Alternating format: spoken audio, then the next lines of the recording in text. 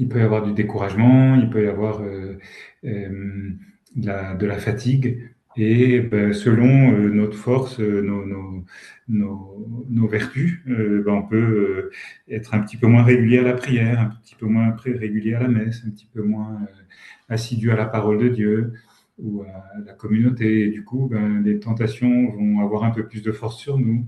Et, et c'est pas qu'il y en a plus, mais peut-être, c'est difficile de le quantifier en fait, mais il peut y avoir ce moment-là un peu de dépression spirituelle, hein, où on est plus fragile, et de l'importance de bien rester en lien avec eux après le baptême de manière régulière.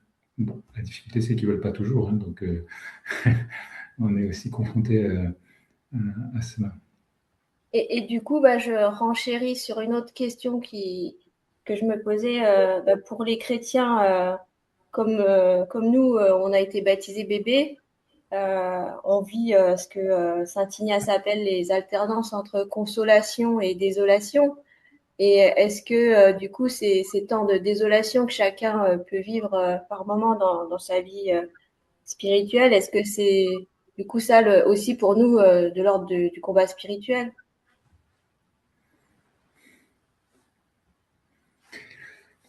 Oui, la désolation, il y a la désolation sans cause et la désolation avec cause. Celle avec cause, ben, c'est quand j'ai pas mené ben, j'ai pas veillé à ma vie morale et à ma vie spirituelle. Et donc, ben, oui, le démon trouve plus facilement une place. Et puis la désolation sans cause, qui est celle que je vis tout en menant une vie spirituelle et morale attentive et le plus régulière possible, et que Dieu permet pour fortifier. Donc c'est plus une épreuve qui va m'aider qui va me pousser à aller un peu plus loin, à faire des pas, des actes de foi que je n'ai pas eu l'occasion de poser parce que la question s'était jamais posée. Et donc oui, oui, le combat spirituel, il peut se situer aussi là, oui. Mais à deux endroits différents, hein, selon que ce soit une consolation avec cause ou une consolation sans cause.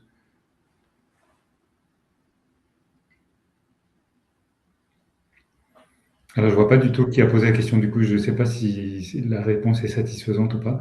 Quand vous parlez, peut-être c'est bien de mettre votre vidéo, ça permet de, de voir si la réponse est comprise. Une autre question qu'on s'est reposée, est-ce qu'on pourrait réavoir une explication sur il a été dit tout à l'heure, le but du malin n'est pas de nous faire du mal, mais de nous faire faire du mal. On peut revenir un petit peu là-dessus pour donner Oui, son but, c'est de nous faire pécher, il veut attirer les âmes à lui. Il ne veut pas que les âmes soient sauvées. Il ne veut pas que les âmes euh, héritent du royaume de Dieu. Et donc, la seule manière, il ne peut pas nous contraindre à rentrer dans son royaume. Il ne peut que nous incliner à faire le mal. Ça veut dire que malgré tout ce qui va mettre autour de nous d'agression d'emprise ou de tentation, si je ne cède pas, il n'a aucun pouvoir sur le salut de mon âme. Et donc, ce qu'il veut, c'est que l'on cède. Et qu'une fois qu'on a cédé, on ne, on ne se convertisse pas, on ne revienne pas vers Dieu. Ou qu'on se décourage, ou que ceci ou que cela. C'est vraiment une question de oui, qu'on lui donne notre cœur, hein, finalement, qu'on soit à lui. C'est ça qu'il cherche. Mais il a aucune force. Il peut simplement faire par usure ou par harcèlement, tout ce qu'on veut, mais il n'a aucun pouvoir sur notre liberté. J'ai une question. Euh, quand on parle du diable, en fait, au catéchumène, ou même aux enfants au catéchisme, ils ont super peur, en fait. Ils ont tout de suite, ça les rebute. Et du coup, moi, je sais jamais si en parler ou pas. Enfin, nous, on sait pas trop si en parler ou pas. Et c'est une première question. Comment, du coup, l'aborder? Et la deuxième question, c'est parce que quand on en parle, en fait, on a l'impression que tout dans le monde et que au diable en fait, et que tout est horrible et que tout nous mène vers, on est tout le temps tenté quoi, et que Hmm. et du coup il y a comme une réaction du catéchumène qui se dit bah en fait c'est horrible, je suis entourée là, c'est comme s'il y a une emprise, je suis sous l'emprise tout le temps et je suis tout le temps en train de combattre. Du coup enfin, je sais pas si c'est vraiment une question, un truc, mais moi, c'est vrai que j'ai du mal à en parler et de quelle manière on peut rassurer en disant, bah, il y a les sacrements, en fait, pour qu'ils prennent conscience que les sacrements et toute la vie autour de Jésus, c'est fait pour, est faite pour qu'on reste dans le bon chemin, quoi, en sécurité, je sais pas. Hmm. Je voulais juste avoir un retour là-dessus. Oui, et peut-être que la deuxième partie de ta proposition, elle répond à la première. Si c'est difficile d'en parler, c'est parce que nous, on n'est pas toujours au clair avec cette omniprésence du mal, qui en fait est une illusion. Le mal n'est pas omniprésent. Euh, c'est Dieu qui est présent dans le monde. C'est Dieu qui conduit le monde. C'est Dieu qui porte le monde dans sa main. C'est Dieu qui le protège. C'est Dieu qui donne la vie, le mouvement, l'être. Donc, euh, quand on part de ce principe-là, donc de la création et de la Genèse, et qu'ensuite euh, on, on- on met le malin à sa place, c'est un peu plus facile. Dans la Genèse, le malin, c'est un serpent. Qu'est-ce qu'un serpent par rapport à l'immensité de la création? C'est pas grand-chose. Hein, c'est un petit chien qui aboie, qui peut nous piquer, mais pas plus. Euh, euh, donc remettre en proportion, ça peut nous aider à en parler, et c'est même libérant de parler du mal, de l'existence du malin, puisqu'ils se posent tous la question, mais pourquoi je ne fais pas le bien que je voudrais, et je fais le mal que je ne voudrais pas, et j'arrive pas, pourtant j'essaye, et c'est pas faute d'avoir essayé, etc. Oui, ben oui, parce que tu fais l'expérience que tu n'es pas tout seul à combattre, et qu'il y a aussi il y a un combat spirituel. Donc si tu n'y arrives pas, c'est pas que tu es mauvais, ou c'est pas que tu es paresseux ou quoi. Oui, peut-être que tu as jamais travaillé ces vertus-là, donc il faut les travailler. Mais c'est peut-être aussi parce que simplement, voilà, il y a une action du mal voilà, qui s'appelle la tentation. Et donc, c'est très rassurant, c'est très libérant. C'est pas toi qui es mauvais. Il y a ce combat dans le monde qui existe. Et ce combat, tu peux en être victorieux avec Jésus-Christ et les sacrements. Moi, j'ai mis une question. Est-ce qu'on peut, dans ces situations-là, et notamment pour les enfants et pour les jeunes, faire ce que m'avait proposé à une époque mon père spirituel, qui était un bénédictin, de prier Marie. Et je trouve que Marie est une médiatrice très précieuse pour permettre de lutter contre le mal, d'éloigner le mal. Parce que moi, je me dis, il y a toujours aussi le risque de se concentrer sur ses péchés, de ne penser plus qu'à ça. Et je me dis, il y a un moment où il faut aussi faut pas se laisser attirer. Enfin, moi, j'ai toujours eu. Je m'interroge sur le fait de ne penser plus qu'au péché, qu'on en a un peu parlé dans notre groupe, et peut-être savoir effectivement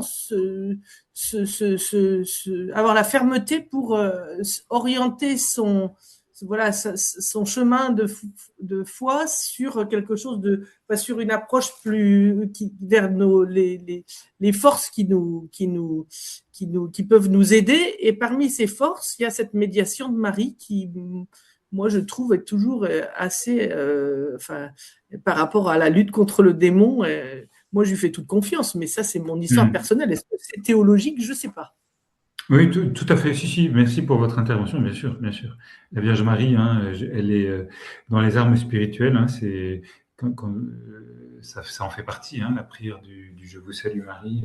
Quand on est tenté, bien sûr, c'est une arme très forte, hein, et ça nous tourne notre regard vers Dieu plutôt que vers le mal et vers la tentation. Et c'est ça la vraie victoire. C'est ça que le démon ne voudrait pas qu'on fasse, et donc c'est ça qu'on fait. C'est pour ça qu'on parle d'armes spirituelles. En fait, c'est l'acte de foi, c'est ça, c'est tourner son cœur vers Dieu. Et quand je suis en Dieu, je suis invisible au démon, je suis inattaquable.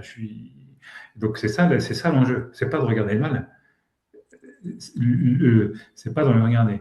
Ça pourrait être dangereux de le nier ou de faire comme s'il n'était pas là, parce que du coup on serait son jouet. mais on sait qu'il est là, mais en fait, on s'en fout.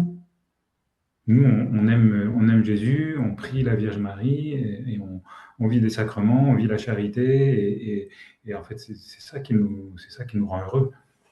Mais on ne se laisse pas piéger. Donc, c'est ce que disait Paul VI. On arrive au bout du temps. J'ai une question, s'il vous plaît, rapide. Alors, oui. Est-ce que, comme les saints, au plus l'âme va se rapprocher de Dieu, au plus le combat va être dur? Je veux dire ça comme ça.